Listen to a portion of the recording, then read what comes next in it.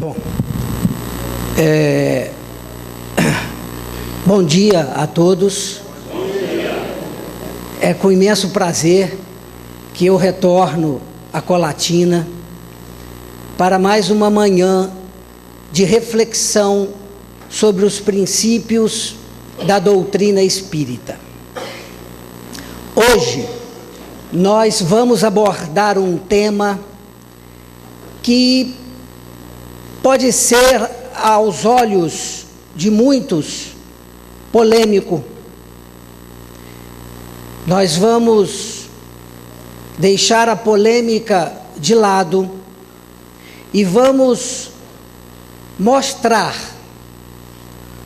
dentro do Livro dos Espíritos, qual o pensamento e a posição daqueles que já estão com as virtudes no coração e a visão voltada para o mundo dos espíritos, para o mundo espiritual, para os valores que vamos cultivar aqui e depois do nosso desencarne. Qualquer outra opinião contrária deve ser respeitada. E respeito não quer dizer aceitação, mas respeito quer dizer continuarmos na nossa convicção e deixarmos que o companheiro que pensa diferente de nós possa ter o seu momento de fazer a sua mudança para aquilo que o bom senso e a ética consideram como sendo a melhor opinião. Não vamos, de maneira alguma, atacar a ninguém e nem querer convencer os que já estão radicalizados nas suas opiniões a respeito do assunto que vamos abordar, mas simplesmente, à luz da doutrina espírita, expressar o nosso entendimento do que é ser pai na Terra. E quando falamos de pai, colocamos aqui a responsabilidade de pais, pai e mãe. Pais da atualidade. Vamos primeiro ver qual é a estrutura familiar que hoje nós presenciamos na nossa sociedade. Antes, porém, nós gostaríamos de dizer que a nossa palestra vai passar pelos seguintes pontos. Vamos analisar a estrutura familiar da sociedade de hoje. Em seguida, vamos falar da sexualidade e da afetividade, as causas ou a origem dos desejos sexuais, pelos conhecimentos da biologia, e vamos fazer uma reflexão sobre a diferença entre sexualidade e afetividade, e depois disso, vamos nos reportar ao Livro dos Espíritos para saber a opinião dos Espíritos a respeito do sexo e da sexualidade. E vamos ao livro Nosso Lar, com o caso de Tobias, para mostrar um exemplo de afetividade pura, de afetividade e de relacionamento a dois ou a três, baseado na fraternidade e no amor. Quem já leu o livro Nosso Lar, lembra do caso de Tobias. Vamos então à nossa estrutura familiar da atualidade. Aí está uma família, isso aqui está um pouco baixo para mim, a família tradicional, pai, mãe e filhos. Muito bem, e agora as novas famílias. Observem.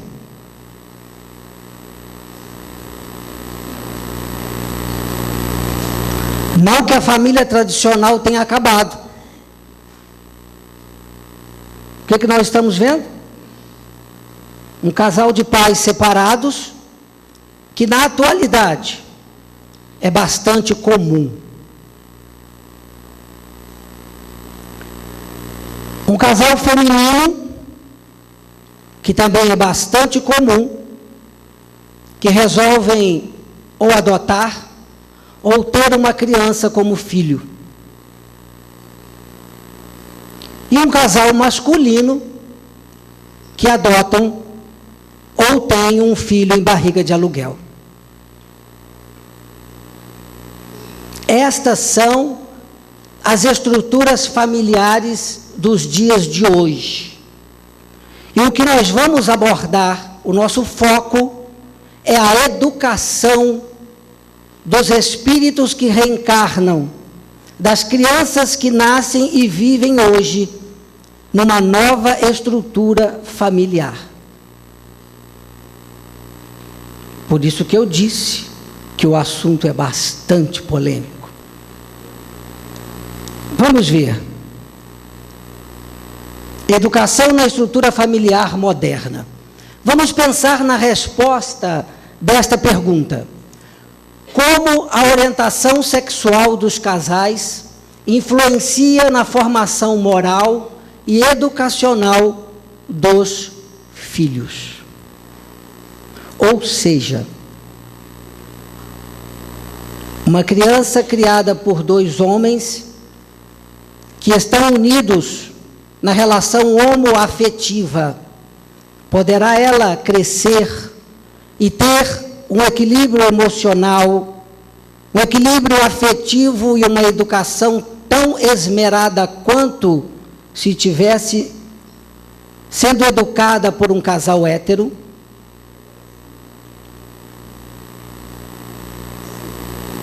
Muito bem. As respostas que sim e que não devem se igualar. Mas as respostas que sim são tímidas. São tímidas e são baseadas não em fundamentos, mas num desejo de que isto seja natural. Não estou dizendo que é ou que não é natural. Não vamos entrar na questão do mérito e no mérito das causas que levam aos homossexuais, à orientação homossexual. Não é esse o objetivo, e sim que a realidade hoje é esta. E esta realidade precisa ser trabalhada em nossas mentes para que as crianças que estão vivendo nesta situação possam ter equilíbrio e sejam educadas adequadamente. O caminho, com certeza, não é a repressão, porque todos os caminhos que reprimiram o comportamento humano, até hoje na história, não deram em bons resultados. A resposta vai ser dada ao longo de toda a palestra, mas aqui nós temos outra pergunta. Filhos de casais homoafetivos também serão homossexuais? É isso que nós vamos responder durante toda a palestra. E agora uma pergunta para aqueles que dizem não. Por que os casais héteros têm filhos homossexuais? Não souberam educar?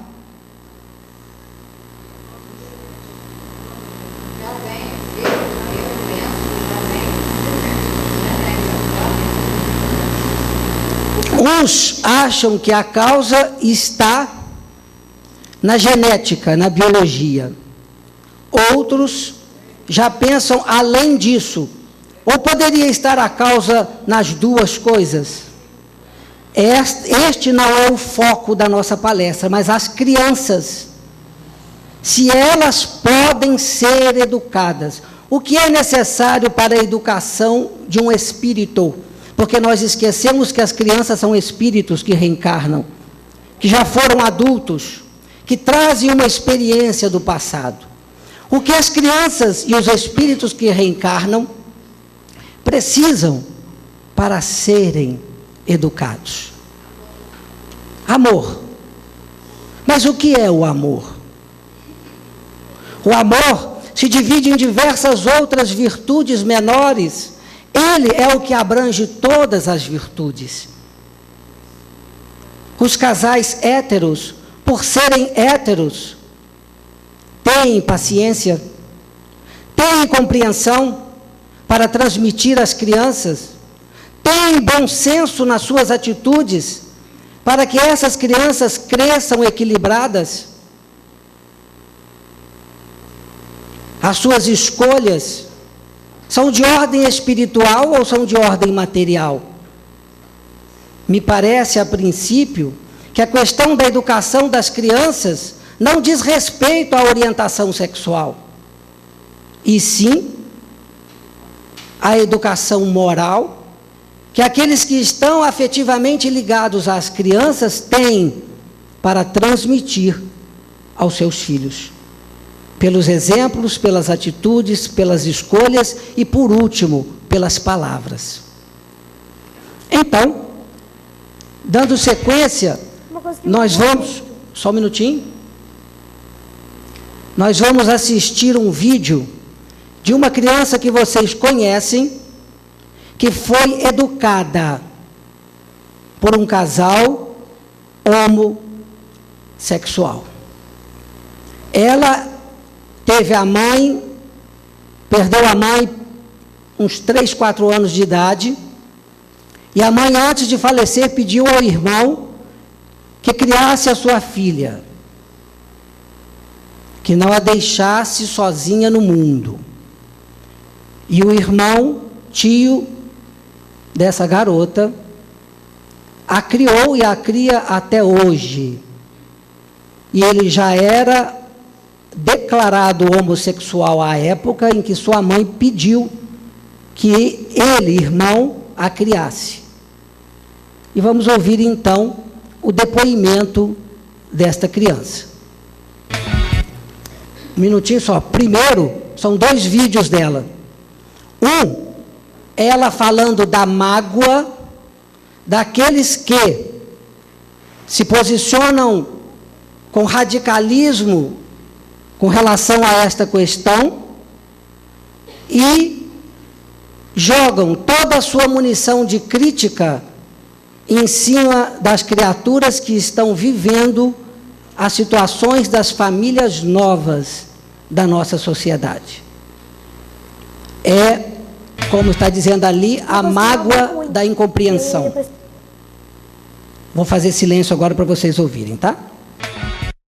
Uma coisa que me magoou muito, que eu ia para a escola de manhã cedo, e escutava uma rádio lá do Rio de Janeiro que fazia fofoca sobre os atores, falava de tudo, de jornalismo, sempre que eu ia para a escola. E um dia, pouco depois do tempo dessa reportagem, eu estava no ônibus, era um carro particular, que levava alguns atores mirins, eu, a Clara Castanha, alguns atores que iriam para a mesma escola, tinha um carro particular que a Globo pagava. E aí ele falou que ele ia abordar o assunto na rádio, sobre mim e sobre os meus pais. E me magoou muito, porque ele falou da minha vida de um jeito que, sabe, como se, sei lá, ele me magoou, porque ele falou que eu ia ser uma criança frustrada, uma criança com problemas psicológicos, porque não era normal uma criança, desde pequena, sabe, tipo, ter pais homossexuais e tal, e que isso seria prejudicial para minha saúde, tanto psicológica quanto física e tal, que era inevitável que eu fosse lésbica. E sabe, uma coisa que ele não entendia do que ele estava falando, ele não tinha direito de falar da minha vida, entendeu? E foi uma das poucas vezes que me magoou algum assunto sobre os meus pais, me magoou muito. Mas aí, tipo, eu liguei pros meus pais, falei que eu tava chateada e tal, que eu não queria que pessoas que eu, sabe, falassem da minha vida desse jeito e todo mundo que quisesse ouvir na rádio, às 9 da manhã, era um programa que todo mundo assistia. Então tinha bilhões de pessoas ouvindo o que ele estava falando, entendeu? E ele saiu nas ruas, perguntou para pessoas o que elas achavam da minha vida, e as pessoas falaram a mesma coisa que ele falou. Então eram várias pessoas que pensavam igual a ele. Mas eu superei. Não me importa, entendeu? Ninguém tava me atingindo, eles têm o direito de falar o que eles pensam. Apesar deles não conhecerem, eles têm o direito de falar o que eles pensam. E aí, então, ficou registrado, para mim, duas coisas. Como magoa as crianças que já vivem há 8, 10 anos num relacionamento afetivo com dois pais. Você viu que ela chama cada um de pai. Ela não questiona quem é a mãe. E no segundo vídeo nós vamos perceber que ela consegue lidar com essa nova estrutura familiar de uma maneira esplêndida, superando completamente. Ela diz assim: perguntam pela minha mãe, mas a minha família é enorme. Eu tenho a minha avó, eu tenho a minha tia. No Dia das Mães eu comemoro com elas. Mas eu amo os meus dois pais. Trouxe esse vídeo, só um minutinho, para mostrar àqueles que pensam o contrário, que quem vive essa realidade pode superar se a base da educação for o amor. Diga.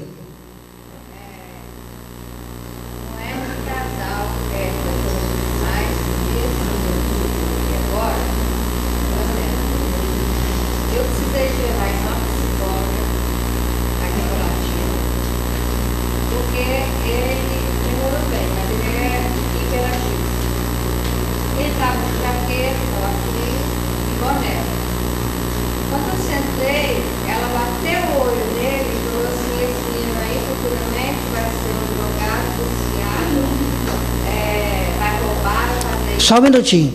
É psicóloga ou cartomante? Não, porque para adivinhar assim costuma ser médium vidente. Aí eu olhei para ela e falei: você sabe do que ele está falando?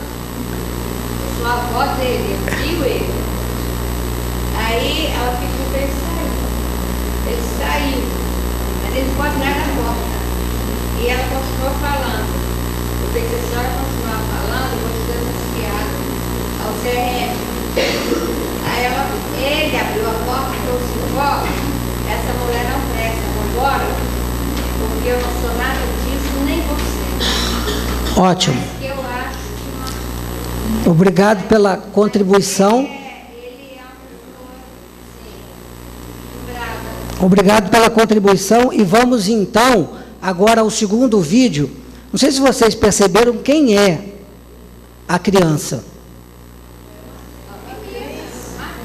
É uma atriz. E agora uma entrevista dela, porque essa primeira foi logo em seguida do ocorrido numa rádio do Rio de Janeiro, em que ela foi exposta para a mídia inteira e todos falando que ela cresceria com problemas psicológicos e afetivos e com certeza se transformaria em um homossexual, numa lésbica. Faz sucesso, que deixa a gente muito chateada. Uma delas é quando aumenta muito a exposição da vida pessoal da gente. Imagina isso com uma criança. A Ana Carolina fez a Ágata de Avenida Brasil, um estouro, um sucesso danado, e depois dali você começou a sentir um pouquinho isso, não foi? Quer dizer, algumas coisas começaram a te aborrecer que falavam da sua vida. Eu acho que é uma das coisas da profissão que é mais chato, assim, é difícil de lidar. No início, porque eles descobriram, né, que foi o primeiro baque, que eu dei uma entrevista. E eles descobriram que eu vivia com dois pais, né? Meus pais eram gays. E... Na verdade, você vive com seu tio, que é irmão da sua mãe que morreu. E ele é casado com outro homem. Um médico, né? Isso. E aí descobriram. Aí não parou mais. Todas as rádios comentavam da minha vida, os jornais, as revistas. E acabou que todo mundo ficou sabendo. Não que eu quisesse esconder, não queria, sabe? Sei lá, né?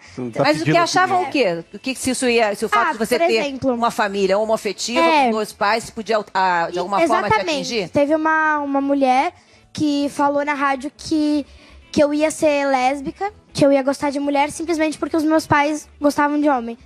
Eu falava, gente, não vai interferir em nada, entendeu? Eu acho que se vocês conhecessem a minha família, como eu conheço, como a gente se conhece, eles iam aceitar mais, porque não é só a minha família, existem várias famílias. Muitas famílias. Só que pelo fato de eu trabalhar na televisão, todo mundo sabe da minha família e acha que é errada, que é uma família errada, que... Isso, sabe, eu sinto... antes desse sucesso na televisão, isso de alguma forma na escola, em outro lugar, alguma coisa te incomodava? Então, não. Assim, nunca sofri bullying, como eles chamam pela minha família. Inclusive, as minhas amigas mais próximas que iam na minha casa falavam, nossa, como eu queria ter 2 pais, nossa, como eu queria ter 2 mães. E aí foi que eu comecei a criar uma barreira para as críticas negativas. Porque eu sabia que tinha gente que adorava a minha família, que queria ter uma família como a minha. E eu me sentia importante. O mais importante é você. Como é que você se sente diante da sua família? Eu sou muito feliz com a minha família. E aí eu fui criando uma barreira para as críticas negativas. Quando alguém falava, ai, você não tem uma mãe. Ou chegava o dia das mães, ai, olha ela, não vai fazer presente na escola pro dia das mães. Ah, mas eu tenho 2 pais, eu faço pros 2. Eu faço pra minha avó, eu faço pra minhas irmãs. Eu tenho uma família enorme, não são só os meus 2 pais. Não, é interessante, porque ela hoje, ela fala assim tão bem sobre isso, mas isso te aborreceu mesmo, de verdade. Aborreceu bastante. Não é? Quer dizer, você teve que ter um trabalho. Primeiro, eu acredito que os seus pais tenham te ajudado muito a você a superar isso. Desde que eu fui pra família deles, que eles conversavam, que sempre acontecia alguma coisa, era pra eu falar, escola, reunião de pais, às vezes iam os 2. Aí meus professores falavam, cadê a mãe? Aí tinham que explicar toda a história, aí meus professores ficavam sabendo, e às vezes, sabe? Então foi uma coisa que eu tive que aceitar, porque não tem como mudar a família, né? E eu me sinto feliz com ela, não queria mudar a minha família. E eu queria que os outros aceitassem, porque eu não vou mudar a minha família pra eles, né? É lógico, exatamente. Agora, ela é resolvida assim porque teve muito diálogo, muito amor, muita atenção e muito amor. Teve orientação, claro. amor. Se ela não tivesse a total segurança de que ela tá bem onde ela está, ela não conseguiria falar sobre isso. Se todas as famílias padrões, papai, mamãe, filhinho, comercial de margarina, tivessem esse afeto, esse carinho que ela teve, essa conversa, as crianças seriam mais bem E outra resolvidas. coisa, quem conhece a Ana Carolina pessoalmente sabe, ela é uma criança extremamente afetuosa. E só dá amor quem realmente consegue receber, quem recebe amor, né? Muito E ela amor. é muito E afetuosa. o abraço dela é uma delícia. Fica aqui, meu, dá um abraço. Dá um querendo abraço meu nele. abraço. É isso aí. É possível e não tem a relação direta com a sexualidade, a educação moral e afetiva do espírito que reencarna. Esta é a base que nós queremos mostrar hoje. Nós não vamos discutir as causas do homossexualismo, nem se ele é certo ou errado. Na minha opinião, muito rapidamente, é uma circunstância do nosso mundo e da atual evolução do nosso mundo. Porque o que será a Terra daqui a 1000 anos? Daqui a 500 anos? Quando o homem estiver espiritualizado. Como será a sexualidade e a reprodução na Terra, quando nós sairmos de um planeta de regeneração para mundos felizes. Vocês acham que a reprodução humana será eternamente como é? Há 50 anos atrás já não era como é hoje. As pesquisas mostram que a evolução na área da reprodução humana avançará muito. E se ao mesmo tempo o homem evoluir moral e espiritualmente, a sexualidade será segundo plano nos valores e nos interesses do habitante da Terra. O que dará, nós veremos. Então, baseado nisto, nós vamos estudar agora a sexualidade, para entendermos de onde vem e como ela deve ser encarada. Olha a pergunta, de onde surge o desejo sexual? As pesquisas e os estudos mostram que os hormônios masculino e feminino, o estrógeno e a testosterona, têm papel fundamental no desejo sexual. É óbvio que a mente e o espírito trabalham comandando o corpo, mas se não estiver presente no organismo humano um nível de hormônio de testosterona e estrógeno, é possível que este desejo sexual seja cada vez menor. Daí, uma das causas das disfunções sexuais no homem. Nível baixo de testosterona pode ocasionar desinteresse sexual e até dificuldade na ereção. Então, nós estamos percebendo com esta explicação, e que nós vamos dar mais ali, de onde surgem estes hormônios no nosso corpo, que a sexualidade tem um componente muito mais material no nosso corpo do que espiritual. Vocês já viram falar de espíritos produzirem outros espíritos pela reprodução aos nossos moldes? Eles não se reproduzem. E aí? Imaginem a colônia de nosso lar e colônias superiores, onde o interesse é voltado para o conhecimento e para as virtudes. Aonde fica o desejo sexual e a sexualidade? Em segundo plano. Então, os livros espíritas já nos mostram o que será a nossa terra quando nós estivermos aqui espiritualizados. Mas vamos ao nosso corpo. Veja só, de onde surge o desejo sexual? Duas glândulas controlam o desejo sexual. A hipófise, ou também chamada de pituitária, e a epífise, também chamada de pineal.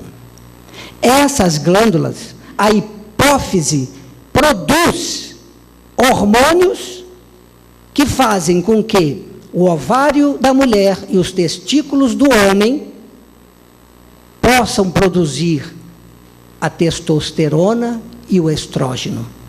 E eles, quando correm pela circulação do nosso sangue, quando a nossa mente se volta para a afetividade, quando a nossa energia genésica do centro genésico entra em ação, o desejo sexual a nível material surge, porque esses hormônios impulsionam o corpo a este desejo.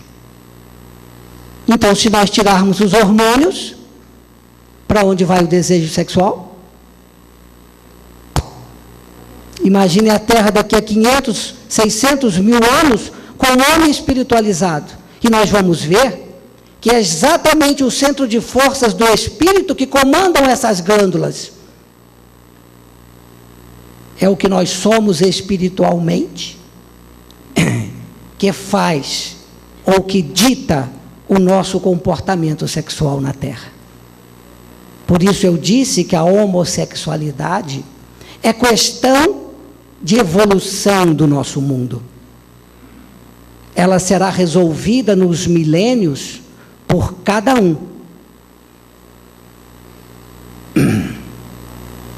E a afetividade? É produto material das glândulas?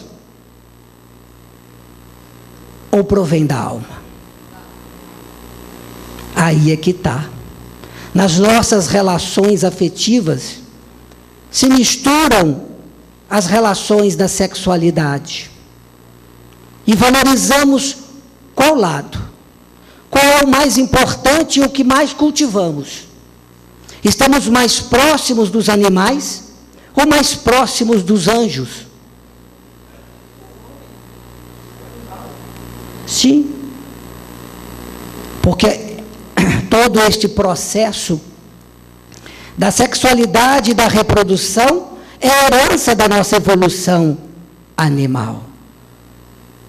À medida que o mundo e os corpos dos planetas evoluídos não tiverem tão animalizados porque o espírito está evoluído, toda esta questão será tratada e vivida de forma diferente. Por que condenar agora? Por que criticar agora aqueles que ainda têm dificuldade com as suas energias genésicas sexuais? Por que não nos atermos à afetividade que vem da alma e nos preocuparmos com o mais importante, com o essencial, que é a educação do espírito? Esteja ele na posição de filho, ou de pai, ou de mãe. Está aí a glândula hipófise ou pituitária. No meio do cérebro, está vendo a hipófise, do tamanho de um carocinho de uma ervilha, ou de um feijão. Dividida em 2 glóbulos. Ela, como se fosse 2 bexigas, uma coladinha na outra. A parte da frente produz os hormônios que se dirigem aos testículos e ao ovário, e a outros órgãos, como o fígado, o pâncreas, para que eles secretem os hormônios estrógeno e testosterona. Esta é a glândula direta da sexualidade. Mas não é a glândula na qual o nosso ser imortal, o espírito, atua de forma direta. Mas de forma indireta, essa outra glândula, a epífise ou a pineal, recebe todas as energias e comandos espirituais da nossa alma. E ligada à hipófise, a controla. A pineal é a glândula das glândulas. Tem a influência sobre todas as glândulas do corpo, de todas as funções. Por isso ela está diretamente ligada ao perispírito e à alma. A manifestação no nosso corpo provém do que somos espiritualmente. E passa, em primeiro lugar, pela epífise. Um pouco acima, naquela figura de lá, ela estaria próxima, ela vai no cérebro, naquela direção, mais em cima. Mas a posição não importa. Mas hoje, os cientistas descobriram que essa glândula que já foi considerada como sem função, na verdade, os cientistas é que não entendiam. Hoje, eles já dizem que ela produz a melatonina, e que é um hormônio importantíssimo para se expressar no corpo o bom humor da alma. A alegria e a felicidade se expressa no corpo por diversas manifestações. Sorriso, semblante leve, coração palpitante. Quando isso ocorre, só um minuto. Quando isso ocorre, a melatonina está espalhada pela nossa corrente sanguínea. Ela que faz com que o corpo possa manifestar a felicidade que vem da alma. Mas sabe o que os cientistas descobriram? Que nós só produzimos melatonina pela epífise quando não há luz. Porque a luz inibe completamente a produção de melatonina. Então é quando dormimos. Quando o escuro se faz total. Quando o relaxamento no corpo é intenso. E aí então a epífise ou pineal passa a produzir a melatonina. Quando acorda, quando o sol, a luz entra em contato conosco, a melatonina produzida começa a produzir no corpo a sensação de bom humor e de alegria. E à medida que vamos envelhecendo, a nossa capacidade de produzir melatonina diminui sensivelmente. Então é preciso fazer com que a alma seja resolvida consigo própria, feliz na essência, para que ela continue atuando na epífise, para que tenhamos uma velhice menos carrancuda, apesar da baixa taxa de hormônio do bom humor.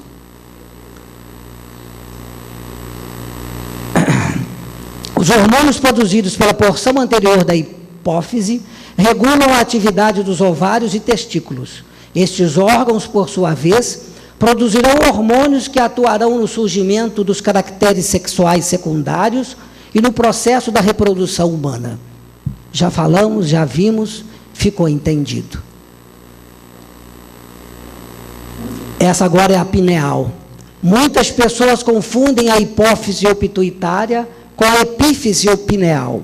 A glândula epífise ou pineal, como é mais conhecida, apresenta-se como um corpo diminuto, de forma cônica, situado no meio da cabeça, exatamente atrás e acima da hipófise ou pituitária. Do ponto de vista tradicional, a pineal é o órgão da percepção e da razão.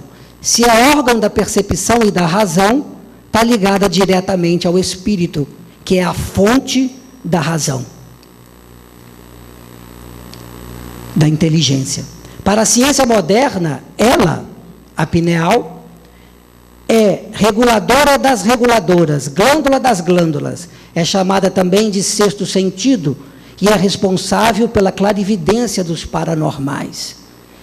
Se ela é o ponto mais central do nosso cérebro que se liga à alma, é através dela que o corpo consegue perceber o mundo fora da matéria.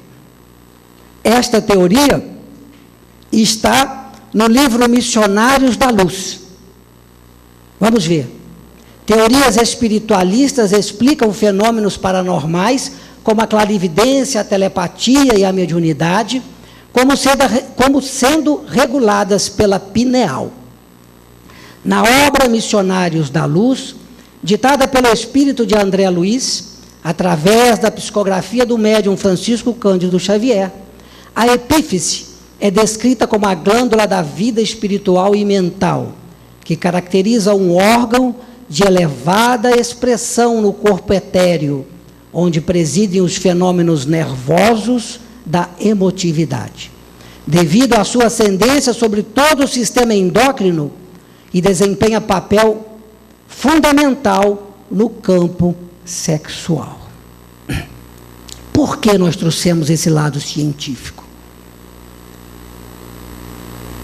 Para questionarmos isso que nós já questionamos. Como será a sexualidade na Terra quando o homem se espiritualizar?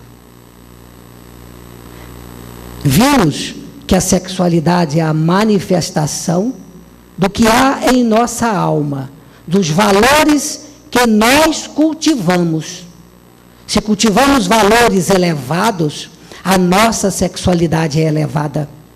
Não é promíscua. Não raia pelas hordas da prostituição, nem da infidelidade. Porque a nossa sexualidade está completamente envolvida pela afetividade, pelo ser humano, pela alma. Esta resposta que vamos dar agora, como será a sexualidade na Terra quando o homem se espiritualizar, não foi tirada de livro algum. Nas minhas meditações, eu escrevi. Espiritualizada, a alma humana valorizará mais os sentimentos, como a ternura e a brandura. Desta forma, a afetividade será predominantemente acima da sexualidade. como a influência da alma se dá diretamente na pineal ou epífise, sendo a glândula das glândulas, fará com que a hipófise ou a pituitária mantenha um nível de testosterona e estrógenos suficientes para uma sexualidade equilibrada e menos animalizada. Por sua vez, a melatonina produzida pela epífise será mais abundante, trazendo a manifestação de um bom humor permanente e a felicidade mais frequente ao dia a dia. Então aqui nós respondemos unindo os dois pensamentos, o materialista e o espiritualista, que muitos acham que dando remédio para o bom humor, aumentando a melatonina com remédio, a pessoa se torna feliz. Mas o componente principal tem que vir da alma. O corpo pode ter muita melatonina, que não será transformada em sensação de bom humor, se a alma vive em depressão. Se a alma vive em mágoa, em tristeza profunda, a causa está além dos nossos hormônios. É por isso que quando nos depararmos com casais homoafetivos, não vamos dar importância demasiada às suas opções da sexualidade. Vamos olhar para dentro da alma de cada um e perceber o que cada um está fazendo para o seu crescimento espiritual. Amanhã, quando desencarnarmos, ninguém vai nos perguntar qual foi a nossa orientação sexual. Sabe por quê? Sexo nos Espíritos. Livro dos Espíritos, questão 200. Tem sexo os espíritos? É por isso que ninguém vai nos perguntar como você viveu. Um casal hétero ou um casal homossexual? Ninguém vai querer saber isso. Na espiritualidade superior vai querer saber como você perdoou, como você compreendeu, como você fez as pessoas crescerem que estavam ligadas afetivamente a você, como você cresceu moralmente. Não estamos aqui fazendo apologia da homossexualidade e nem da heterossexualidade. Estamos apenas dando os valores ao que tem valor. Como eu disse, a questão da homossexualidade é da nossa condição evolutiva atual e será resolvida por cada um ao longo dos séculos e dos milênios. Livro dos Espíritos. Tem sexo os espíritos? Não como o entendeis, pois que os sexos dependem da organização. O que quer dizer isso? Tudo que nós vimos da glândula hipófise, da pineal, dos hormônios. O sexo, como nós entendemos, depende dos níveis de testosterona e estrógeno. O nosso desejo sexual, as nossas práticas, elas dependem disto. Mas a origem está na alma. Há entre eles, os espíritos, amor e simpatia, mais baseados na concordância dos sentimentos. Olha aí. Olha aí os espíritos em 1857, quando são questionados sobre sexo, o que eles realçam? Amor e simpatia. Eles não condenam e não entram na questão da sexualidade a nível material. Não aprovam e nem desaprovam. Compreendem ser de ordem evolutiva nossa. O que diz Emmanuel no livro Vida e Sexo a respeito do homossexualismo? O que está nessa pergunta 201. Em nova existência, pode o espírito que animou o corpo de um homem animar o de uma mulher e vice-versa? De certo, São os mesmos os espíritos que animam os homens e as mulheres. Imagine então, se todos nós que reencarnamos a 10 ou 15 encarnações como homens, viéssemos de repente numa estrutura feminina. E aí? O que muda?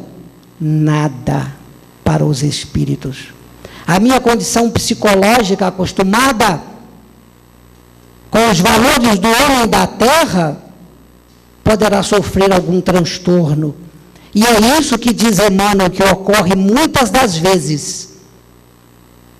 Homens ou espíritos reencarnantes sucessivamente num sexo, quando mudam, sofrem constrangimento de um corpo ao qual ele não está acostumado. Mas hoje, as coisas já não estão tão assim. As atividades dos homens e das mulheres já se misturam no lar, já são divididas em tudo. Sinal de que estamos crescendo espiritualmente. Sinal de evolução. Imagine o que será daqui a 500 anos, daqui a 1000 anos. E aí, então, Kardec, não satisfeito, já que nós podemos reencarnar como homem ou como mulher, pergunta, quando errante, olha gente, errante é o que está na erraticidade, não é de erro não. Erraticidade é o plano espiritual. Quando errante, que prefere o espírito encarnar no corpo de um homem ou no de uma mulher?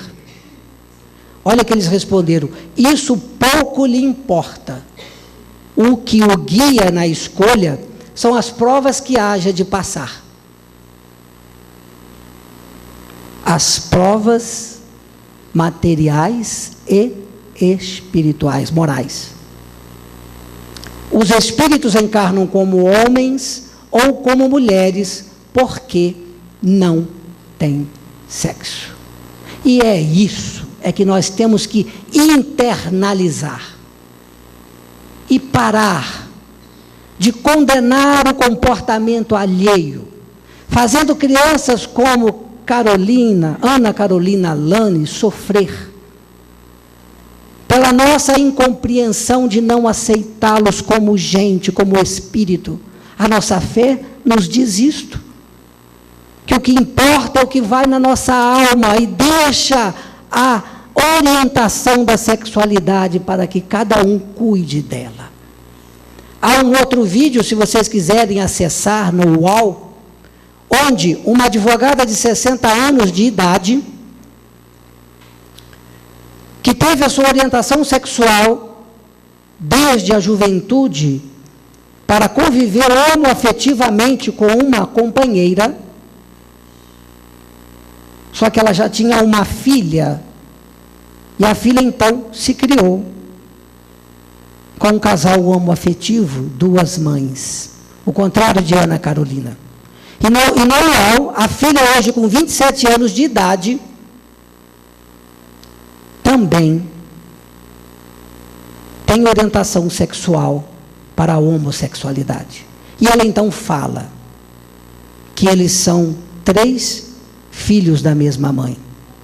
Os outros 2 são homens, advogados como ela, bem resolvidos na vida, heterossexuais, felizes com as suas esposas e com os seus filhos, mas que ela não quis imitar a mãe. Mas que não é uma questão de escolha. É algo que vem da alma, da qual o ser não consegue, na atualidade, fazer diferente. Não quer dizer que será assim por todas as encarnações, mas que ela é feliz e vive hoje também como a mãe, numa relação homoafetiva. E a mãe, então, diz assim, a minha preocupação enorme quando ela se revelou homossexual para mim, era o que as pessoas iam pensar, que eu, por ter sido homossexual e feliz, desde a minha juventude, é que fiz com que a minha filha também assim ficasse. Mas e os 2 irmãos? Por que não se tornaram homossexuais? A questão vai muito além disso. Mas o nosso foco é a educação das crianças. E então, o que fala o Livro dos Espíritos a respeito da paternidade. Vocês acham que em 1857, na sociedade parisiense da época, não havia casais homoafetivos? Só que a crítica não era de alguns, a crítica era da mídia, era de quem comandava o pensamento religioso e ético e moral de toda a humanidade. Em todas as épocas, o comportamento da sexualidade do homem se manifesta de maneira diversa, de acordo com o que ele é moral e espiritualmente. E o que fala então o Livro dos Espíritos? Pode-se considerar como missão a paternidade? É, sem contestação possível, uma verdadeira missão. Em lugar nenhum da obra de Kardec se fala que para ser pai é preciso ter uma família tradicional. O foco é todo dado para a educação moral. Missão de fazer o espírito evoluir. Essa incontestação é, sem contestação possível, uma verdadeira missão. É, ao mesmo tempo, grandíssimo dever que envolve, mais do que o pensa o homem, a sua responsabilidade quanto ao futuro. Deus colocou o filho sob a tutela dos pais, a fim de que estes o dirijam pela senda do bem. E lhes facilitou a tarefa, dando àquele uma organização débil e delicada, que o torna propício a todas as impressões. Muitos há, no entanto, que mais cuidam de aprumar as árvores de seu jardim e de fazê-las dar bons frutos em abundância, do que de formar o caráter de seus filhos. Formar o caráter de nossos filhos depende do nosso caráter. Depende dos valores que temos na alma. Não depende da sexualidade. Não estamos dizendo sim e nem não à sexualidade de ninguém. Mas ela é a expressão do que temos na alma, manifestada no corpo pelo nível de hormônios que fazemos as nossas glândulas produzir. Não culpem o corpo. Ah, o meu corpo tem muito hormônio, por isso que a minha sexualidade é desregrada. Não, meu amigo. A sua alma, influenciando no seu corpo, faz com que ele produza muito hormônios. Espiritualize-se, que o seu corpo estará regulado. Se precisa de ajuda dos fármacos, que os use, mas veja nas relações a afetividade como sendo o maior valor nas relações da sexualidade. E aí, então, para encerrar, nós vamos lembrar do caso de Tobias, que não se trata de homossexualidade, mas se trata de um exemplo vivo da afetividade nas relações do casal. Quem foi Tobias? Um homem que perdeu a esposa logo depois do casamento, mas já tinha alguns filhos. Ela desencarna por câncer. Está relatado no livro Nosso Lar. E aí, então, desencarnada, ela continua no plano espiritual, preocupada com o seu esposo, preocupada com os seus filhos e ligada à família. Tobias toca a sua vida, casa-se novamente. Casos semelhantes ocorrem mesmo sem o falecimento, com a separação. Um novo exemplo de família moderna que nós demos. Aí Tobias casou-se pela segunda vez, e a segunda esposa tornou-se a mãe dedicada dos filhos da primeira esposa. No plano espiritual, a primeira esposa se revolta e investe ferozmente contra aquela que, dentro das suas concepções, estava tomando o que era dela. As crises de ciúme fizeram dela uma obsessora ferrenha contra a criatura que agora cuidava de seus filhos. E dava ao seu marido estrutura psicológica e emocional pela relação afetiva na terra para seguir a vida. Ao invés dele ficar chorando pelos cantos e em depressão, ele se refez psicológica, emocionalmente e afetivamente com alguém e deu prosseguimento à vida. E o transtorno ocorria na cabeça da obsessora, que passou a perseguir de forma incondicional.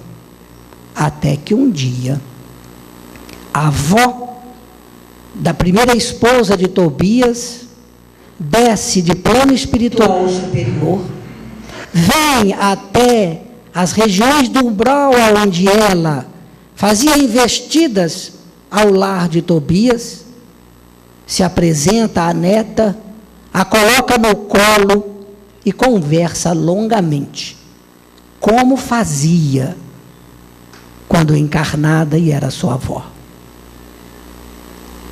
Com a neta no colo, cabeça ao peito, a avó dizia: minha filha, pensa bem no que estás fazendo. O seu marido precisa de alguém para seguir bem na vida. Aquela a quem você persegue. Dá estrutura moral e educação psicológica aos seus filhos que você diz amar. E você lança na harmonia que eles estão construindo a discórdia. Olha as consequências disso. Você deveria agradecer a ela por estar cuidando das suas crianças e fazendo com que o seu marido siga equilibrado pela vida. E a avó consegue tocar as fibras do coração da primeira esposa de Tobias e consegue resgatá-la da obsessão e levá-la à colônia de nosso lar. E lá, eles esperam que os anos se passam trabalhando para a felicidade dos outros, até que Tobias desencarna e depois a sua segunda esposa. André Luiz conheceu o casal Tobias e as duas esposas em nosso lar, morando no mesmo lar, vivendo as duas esposas juntas com Tobias e fazendo os três um lar de harmonia, baseado na afetividade e no amor, e não na sexualidade, e não no ciúme, e não no desejo de posse, de que as pessoas são nossas. Ninguém é nosso. Nós somos de Deus.